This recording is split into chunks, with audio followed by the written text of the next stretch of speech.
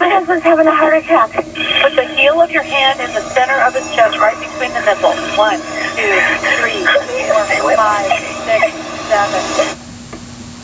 Is he conscious? No, he's not. In America and around the world, coronary disease is the #1 killer. I'm going to start getting him out and out. He's turning black. About a third of patients, the first event is sudden death. And this is a completely preventable disease. All right, ladies and gentlemen, pretty frightening stuff.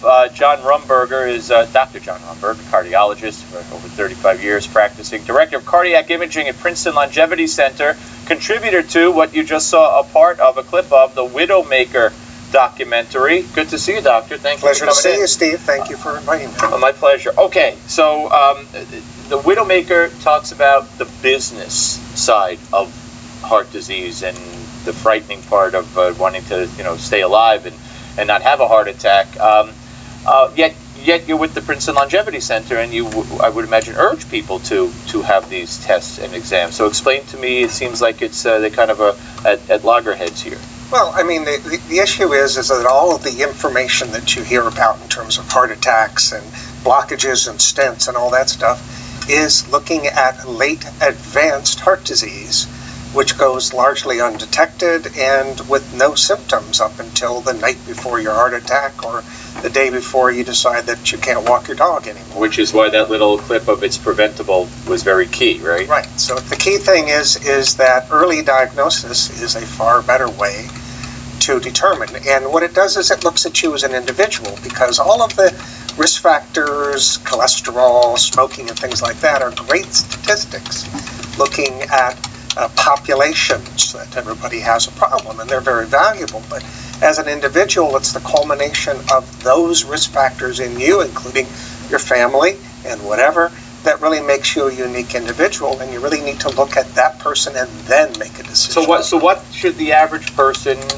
do to prevent it? At what age and what steps should the average person take? I mean, I've heard it said that you should check your cholesterol starting at, 30, every 5 years or 10 years. Is that enough?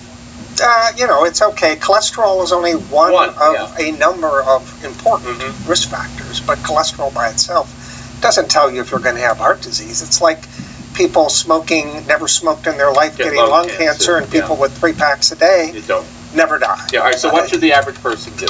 Well, I think that the important thing is to appreciate that the general risk factors, the smoking and the family history in particular, are very important. And then somewhere around the age of 40 to 45 in men and somewhere around 50 to 55 in women, they ought to at least take a look at themselves as an individual, see if they're developing atherosclerotic plaque. If they are, we may have to do some alterations, and if they're not, then their risk really is quite low, and we're not going to particularly put our resources or our expenses towards trying to prevent them when their risk remains, in fact, individual. Right, but you say see if they're developing plaque. That could only be done, not only, but the way to do that is to get a CT scan, correct? Correct. It's a very, probably one of the best ways to look at the early development of plaque. What happens is that hardening or calcification begins at a relatively early phase of the plaque development. Now, the calcification is actually a healing process,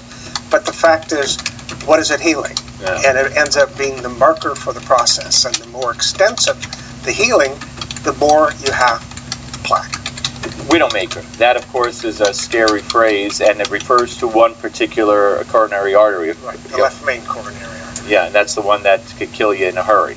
That's the one that occupies about 60 to 70% of your heart. So if that gets blocked, it's kind of over. So where can folks see the Widowmaker documentary?